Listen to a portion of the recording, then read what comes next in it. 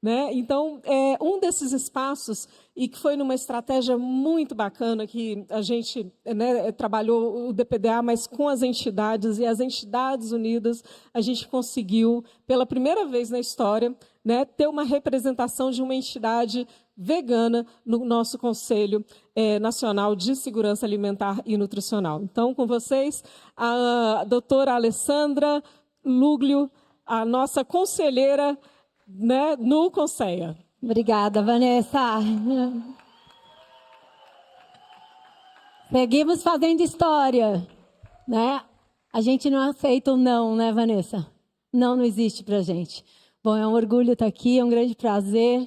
Me sinto muito emocionada. Estou muito acostumada a falar em palcos, mas dentro do movimento, que é o movimento que é a alma da minha vida e o porquê eu existo, é muito mais emocionante.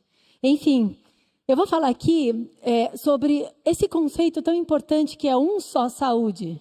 Quando que a gente conecta a saúde humana com a saúde planetária? Isso tem a ver diretamente com a forma com que nós produzimos as nossas comidas, sobre o que a gente chama de sistemas alimentares. Para quem não está familiarizado com o tema, todo o sistema que vai lá do agricultor, que colocou a sementinha no chão, até o nosso prato, isso é sistema alimentar. Toda essa cadeia gera diversos impactos, envolve muitas coisas. E é sobre isso que a gente vai falar sobre hoje, né? Eu tenho que passar aqui o slide. Bom, sobre sistemas alimentares, como eu só tenho 6 minutos e 6 segundos, eu não vou ter tempo de explicar diretamente sobre tudo que a gente tem que falar.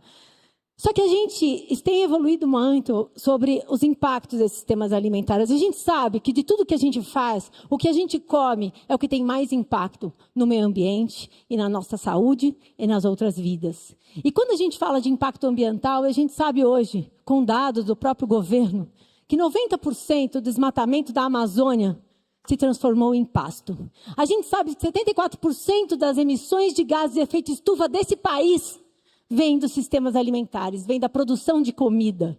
Não é do carro, não é do avião que a gente anda. Nesse país, a gente tem uma vocação para essa agricultura voltada para as monoculturas. E quando a gente fala de monoculturas, quando a gente sai daqui de Brasília, anda um pouquinho para lá, a gente vê um deserto verde gigante de soja. E, infelizmente, essa soja não é para fazer tofu.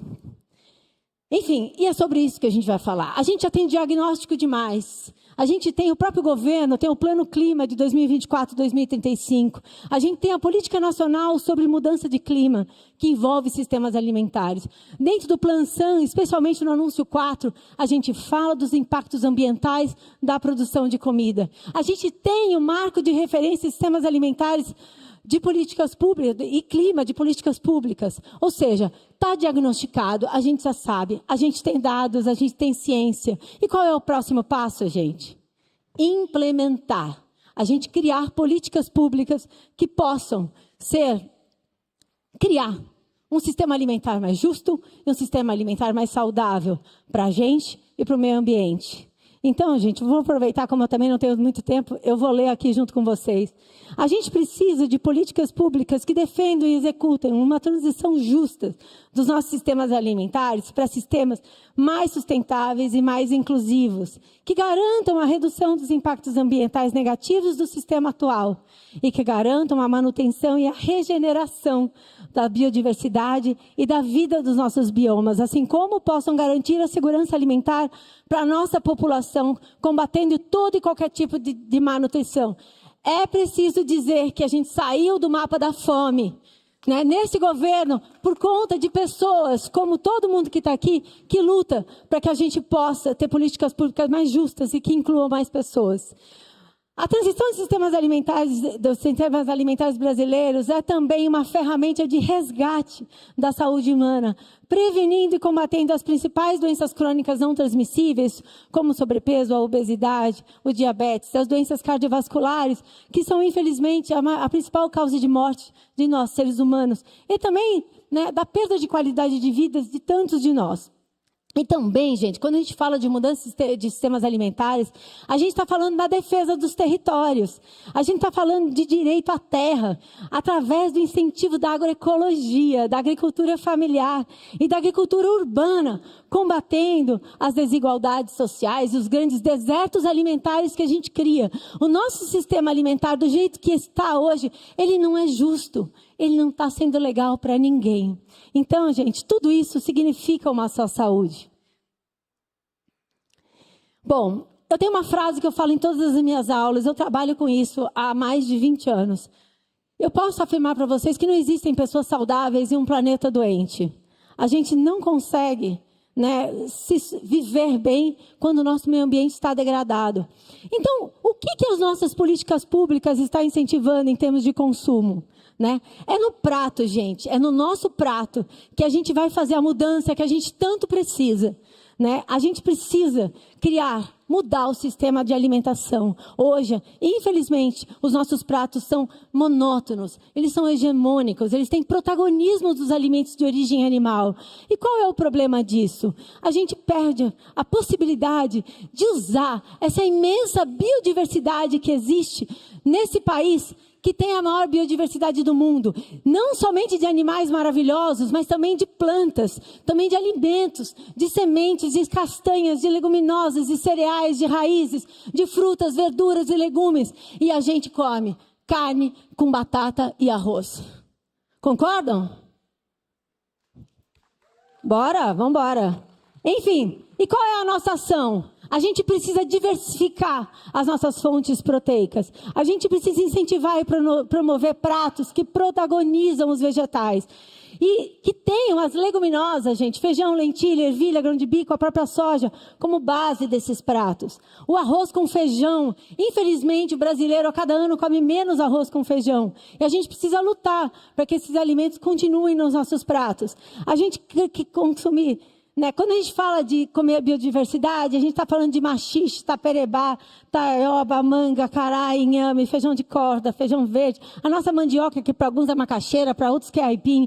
Tudo isso é alimento, tudo isso é cultura, tudo isso é memória afetiva de todos nós que a gente está perdendo por essa hegemonia que vem das grandes corporações e todo um sistema que está falando o que a gente tem que comer. Então, a gente precisa, através da mudança do prato, incentivar dietas com menores impactos ambientais, com a maior participação dos alimentos de origem vegetal, que vai integrar segurança alimentar, saúde e clima de uma forma efetiva em todas as nossas políticas públicas. E como que a gente vai fazer isso? A gente tem diversas ferramentas que eu convido todo mundo a conhecer e a gente, através das nosso trabalho, incentivar para que aconteçam. A gente pode trabalhar para criar o Programa de Incentivo às Proteínas Vegetais, o PROVE, que já foi criado, inclusive pela Sociedade Vegetariana Brasileira, e ele foi votado e incorporado no PPA, que é o Plano Plurianual do Governo Federal.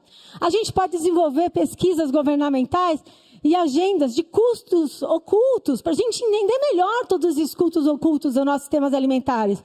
A gente pode criar modelos que priorizam os alimentos saudáveis e sustentáveis nos programas alimentares do governo. A gente tem diversos programas do governo que lá no Conselho a gente discute. Por que não incentivar os vegetais nesses programas? E criar um comitê interministerial dos sistemas alimentares. Está acabando meu tempo, mas eu tenho mais algumas coisas para falar para vocês. Porque tempo aqui já acabou. E o nosso tempo em fazer mudanças também não é muito. A gente já superou 6 dos 9 limites planetários. A gente não tem mais planeta para ficar esperando para tomar uma atitude. E agora eu vou falar a parte mais séria. A gente fala de sistemas alimentares e dentro dos sistemas alimentares tem trilhões de animais que são abatidos todos os anos para alimentar 8 bilhões de pessoas. São mais de 80 bilhões de animais terrestres e trilhões de vidas aquáticas ceifadas para a gente comer do jeito que a gente come. Eu estou falando de vacas, de bois, de vacas que produzem leites, de galinhas, de porcos, de ovelhas, de carneiros, de peixes. Tiro meu crachá aqui e falo como pessoa física. Eu vivo numa família multiespécie. Eu durmo na minha cama com 13. 4 cachorros e 9 gatos. Eu amo as baleias, os golfinhos, e tenho um amor incondicional pela onça e pela arara que está passando aqui em cima. Mas eu também amo os porcos, as vacas, as galinhas. E eu queria entender por que o direito desses animais que são chamados de produção, ou que são alimentos, ou são chamados de comida, não é o mesmo direito de todos esses animais que a gente está defendendo agora. E a terra, gente? A terra ela fornece para a gente o suficiente. Não vai faltar comida se a gente mudar o sistema alimentar. A gente tem uma produtividade enorme. Ela só não tem para ganância e para o paladar de alguns. É isso, muito obrigada.